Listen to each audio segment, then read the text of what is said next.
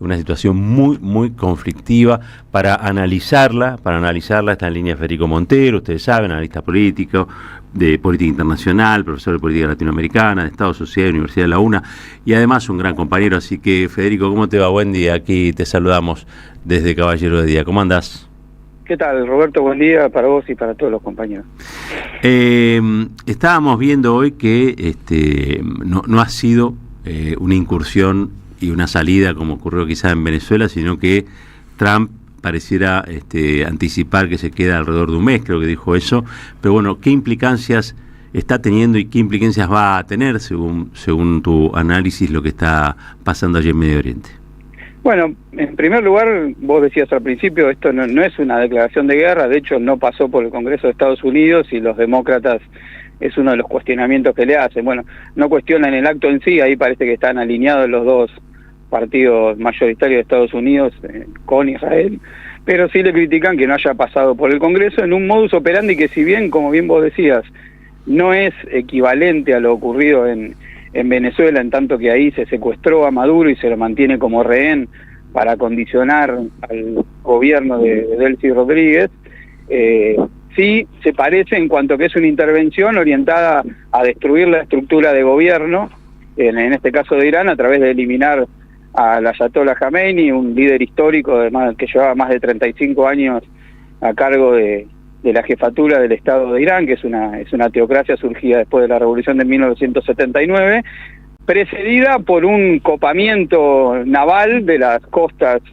en este caso cercanas al Golfo, allá en Medio Oriente, parecido a lo que se había hecho en Venezuela. Entonces hay similitudes y diferencias, pero tenemos un modus operandi donde los países que comparten un no alineamiento con Estados Unidos, que integran los BRICS, en el caso de Venezuela no entró en la última cumbre, pero estaba en esa órbita de países no alineados con Estados Unidos, donde no pueden quebrar el régimen político a través de manifestaciones populares o de intentos de golpe de Estado, como se vivió también en los últimos días y semanas en Irán, lo hacen atacando a la estructura de gobierno, pretendiendo que se consolide un régimen mucho más subordinado a la política que pretende Estados Unidos para Irán, y en eso sí se asimila a lo acontecido en Venezuela.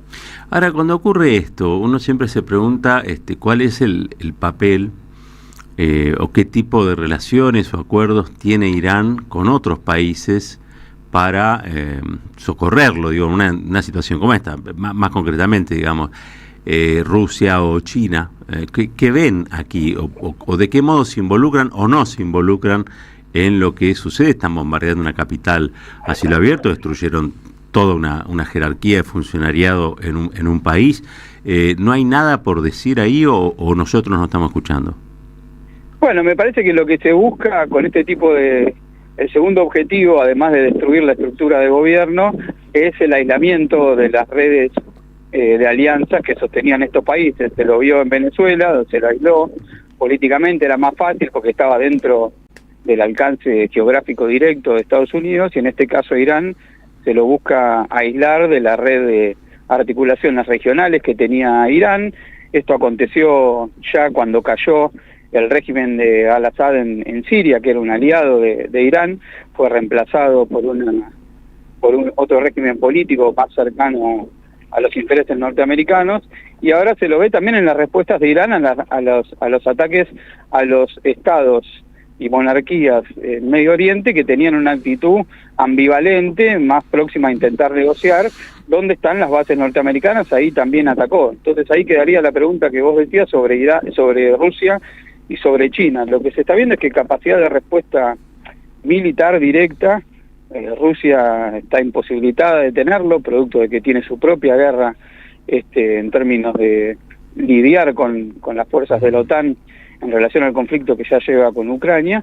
Y en el caso de China, el conflicto en el mar de Taiwán, en las costas frente a China, impiden una intervención militar directa, que por otro lado tampoco está dentro de la doctrina de política internacional de China, que está mucho más orientada a la resolución política y multilateral del conflicto. Ahora bien, esta posición hay que ver hasta dónde se puede llegar, porque si bien cuando se dio el ataque sobre Venezuela, se afectaba la exportación de petróleo, por ejemplo, a China, era un porcentaje menor del petróleo que se le provee a China. En el caso de Irán ya es un socio bastante más grande en términos de provisión de petróleo, así como también Irán era un socio militar importante de Rusia en el desarrollo justamente de la guerra contra Ucrania. Entonces hay que ver en las próximas horas si se mantiene la escalada norteamericana, que dijo que iba a durar 4 semanas más, y en ese caso cuáles son las capacidades de presión, yo no diría militares, pero sí en términos económicos, de estos países socios de Irán para intentar frenar un poco la escalada. Claro. Federico, ¿cómo te va? Marcos te saluda. Te pregunto, digo, porque uno encuentra que es evidente, es bastante evidente, que la eficacia de la inteligencia israelí y más el poder militar norteamericano tienen buenos frutos en términos militares, digo, ¿no? Logran medio lo que quieren en cuanto a ataques. Ahora, después, por lo menos en Medio Oriente, la experiencia de permanencia norteamericana siempre después ha terminado siendo fallida, generando más estragos, por supuesto, que los que decía que iba a evitar. Te lo pregunto en este contexto porque Irán no es cualquier país, se habla siempre de que es un país con 90 millones de habitantes, con un ejército importante que no ha podido evitar el ataque, como decíamos, y que fuera asesinado su máximo líder, pero también uno encuentra que hay un pronóstico reservado para la incursión norteamericana. ¿Te parece que por fuera de esas 4 semanas esto puede sostenerse?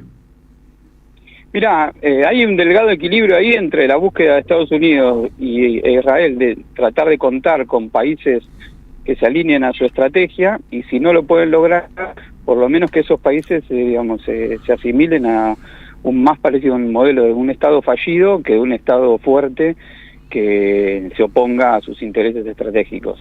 Lo que pasa es que también hay una delgada línea en relación a ese debilitamiento de las capacidades estatales de quienes no se alinean y el estallido de una situación de inestabilidad incontrolable en la región. En esa delgada línea se maneja la intervención militar de Estados Unidos e Israel. Hay que tener en cuenta además que en términos de perspectiva, estos avances en términos militares se encaminan hacia marcar la cancha de cara a lo que estaba planteado como un encuentro entre Donald Trump y Xi Jinping en el mes de abril. Y luego de eso vienen las elecciones de medio término de Estados Unidos. Entonces, si lo pensamos en una secuencia de hechos políticos, lo que está haciendo Donald Trump es aprovechar el comienzo del año para marcar posiciones de fuerza en el tablero político internacional, previa a la reunión que va a tener con Xi Jinping, donde se redefinirán las lógicas de la injerencia en la política internacional y en las cadenas de valor, en las cadenas comerciales, en las cuales Medio Oriente es un elemento muy importante. Por ejemplo, en el marco de la estrategia china de la ruta y de la seda, Irán es un paso importante, tanto marítimo como terrestre.